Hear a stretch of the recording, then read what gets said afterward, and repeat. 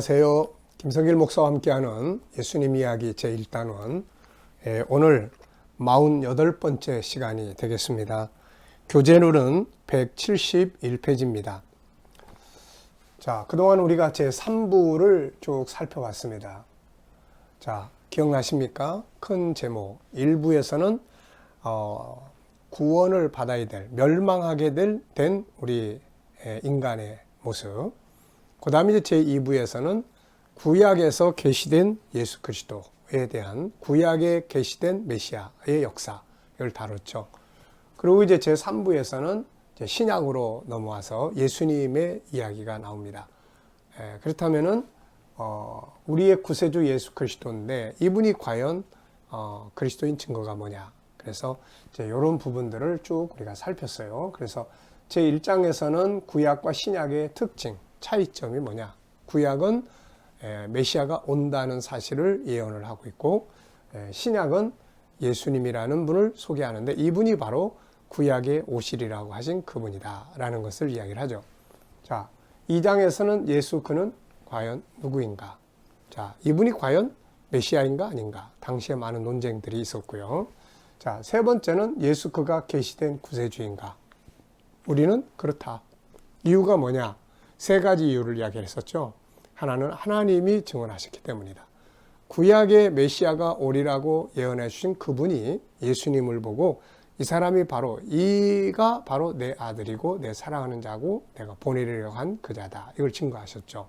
그리고 예수님 자신이 자신에 대해서 세 가지로 증거하셨어요. 말씀을 통해서, 그 다음에 행위, 사역의 행위를 통해서 행하신 일들, 그 다음에 세 번째는 십자가 사건을 통해서죠. 자, 그리고 이제 세 번째는 제자들에 의해서 증거되어졌고, 그 다음에 네 번째는 우리가 증거해야 된다라는 말씀을 드렸죠. 자, 그 다음에 이제 제4장에 와서는 구원의 방법이었어요. 그러면 예수님이 구약에 예언되어 있는 그 메시아가 맞는데, 그렇다면은 구원의 방법이 뭐냐? 예수님 오셔서 하신 일은 크게 보면 세 가지잖아요. 말씀 가르치고, 기적을 일으키고, 그리고 십자가에 죽으시고. 자, 이 중에서 우리를 구원하시는 중요한 내용은 십자가 사건이죠. 이게 다른 종교에는 없는 것입니다. 이것을 대속이라고 그러죠. 그래서 대속의 역사가 어디서부터 출발했어요? 창세기 3장의 가죽옷 사건으로부터 아벨의 어린 양 사건, 그리고 유월절 사건, 그리고 레위기를 통해서 속죄법이 주어지게 되죠. 그리고 이것이 이제 완성된 것이 바로 예수 그리스도입니다.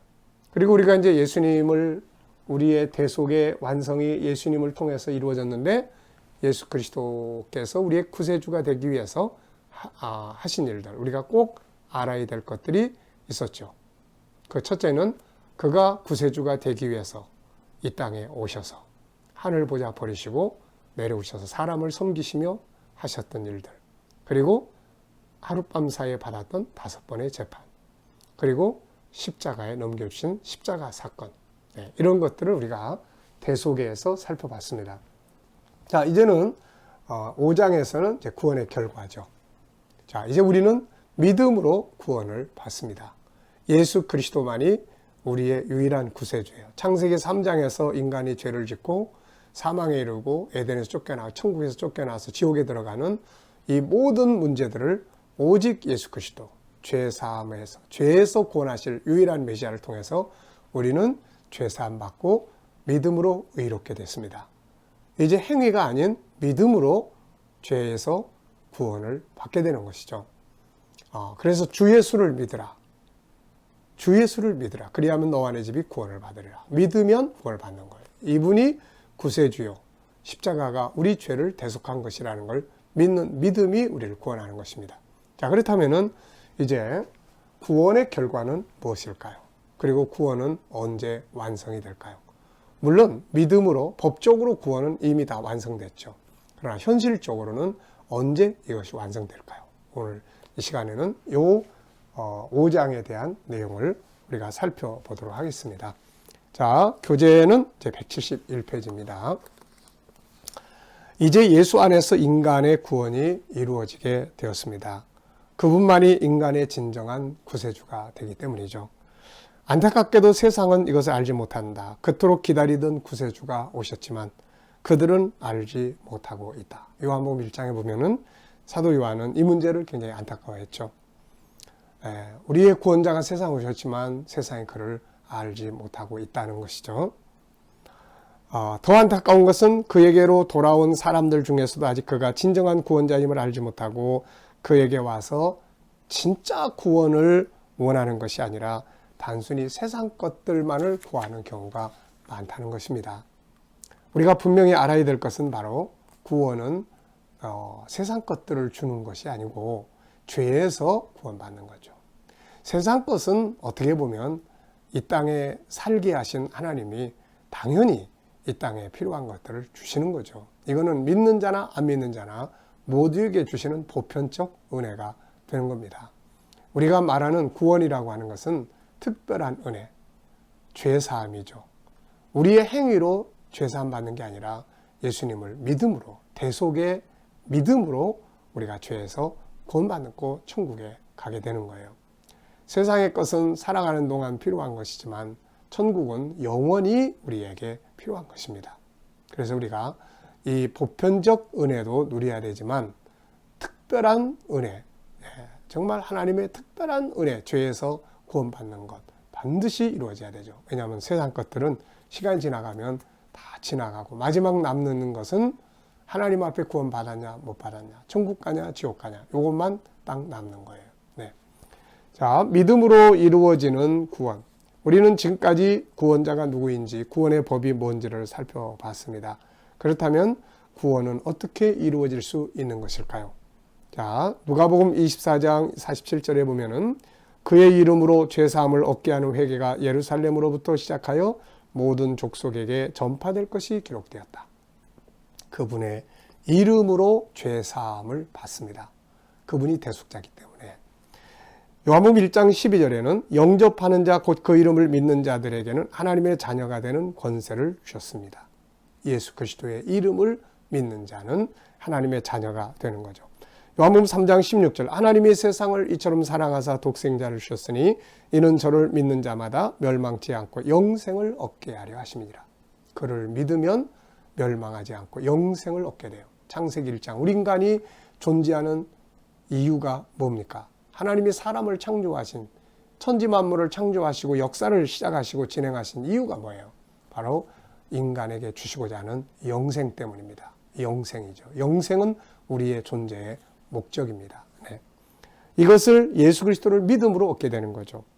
요한복음 20장 30절 31절 예수께서 제자들 앞에서 이 책에 기록되지 아니한 다른 표적도 많이 행하셨으나 오직 이것을 기록하면 너희로 예수께서 하나님의 아들 그리스도이심을 믿게 하려 하며 구약에 예언된 그 메시아가 예수 그분이라는 걸 믿게 하기 위해서 요한은 요한복음을 쓴 거죠. 그리고 예수를 믿음으로 얻는 건 뭐냐? 그 이름을 힘입어 생명을 얻게 하려 함이니라. 이 생명은 영생의 생명이죠.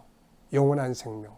죄사함 받고 천국 가서 영생하는 이 영생의 생명을 얻게 되는 거죠. 이 땅의 것들도 분명히 하나님은 주세요. 그분이 주인이시기 때문에요. 그래서 마태복음 6장에 보면 예수님이 그런 말씀하셨죠. 이 모든 것이 너희에게 있어야 될 줄 그가 아신다는 겁니다.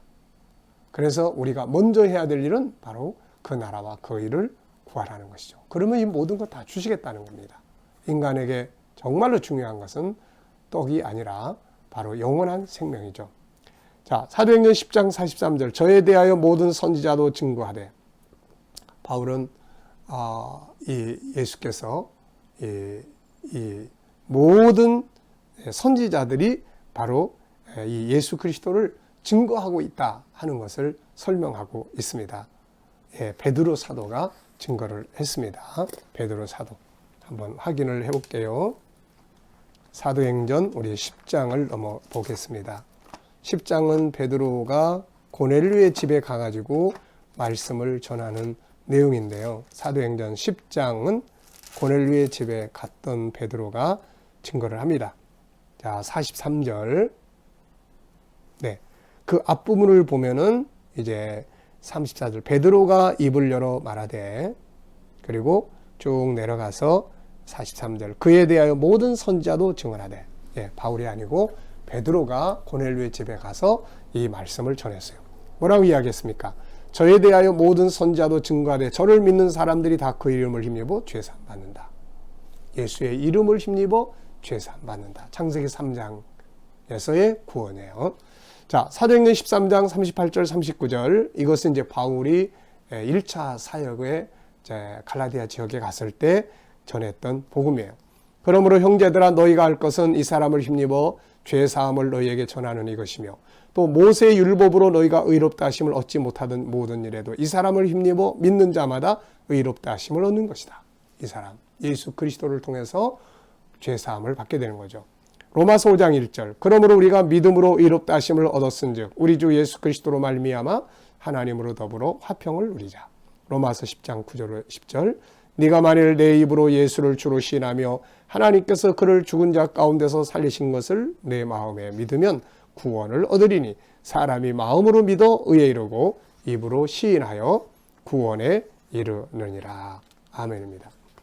자, 위의 말씀들은 모두 다 무엇을 보여줍니까? 믿음이라는 말을 사용해요. 믿음. 네. 자, 메시아, 구원자는 예수님. 구원의 방법은 대속. 그렇다면 이제 이 대속을 통해서 구원받는 것이 우리에게 이제 이루어져야 되잖아요. 우리가 그럼 어떻게 해야 돼요? 어떻게? 믿는 것입니다. 믿음이라는 것은 받아들이는 거죠. 인정하는 것이죠.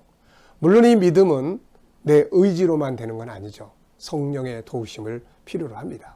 그래서 사도 바울은 고린도전서 12장 3절에서 이런 이야기를 하죠. 성령의 누구든지 성령으로 말미암지 않고는 예수를 주라 시인할 수 없느니라. 네, 고린도전서 12장 3절입니다. 그러므로 내가 너희에게 알리노니 하나님의 영으로 말하는 자는 누구든지 예수를 저주할 자라 하지 아니하고 또 성령으로 아니하고는 누구든지 예수를 주시라 할 수 없느니라. 자, 구원자는 예수님, 방법은 대속이에요. 그리고 우리가 그 구원을 내 것으로 만드는 것은 뭐예요? 믿음이에요. 예수 그리스도를 나의 구세주로 인정하고 받아들이고 고백하는 것이죠. 오늘 한번 우리 이렇게 고백해 보시죠. 주님만이 유일한 메시아이시며 구약에 오시라고 하신 그분이시며 나의 죄를 대신해서 십자가에 죽으신 나의 대속자십니다. 나는 이것을 믿습니다. 주님만이 나의 유일하신 구세주가 되십니다. 나는 나의 죄가 십자가 위에서 다 사함받은 줄을 믿습니다. 이제 나는 죄인이 아니고 믿음으로 의인이 되었습니다. 한번 고백을 해보시기 바랍니다. 자, 이 시간 말씀은 여기서 마치도록 하겠습니다. 감사합니다.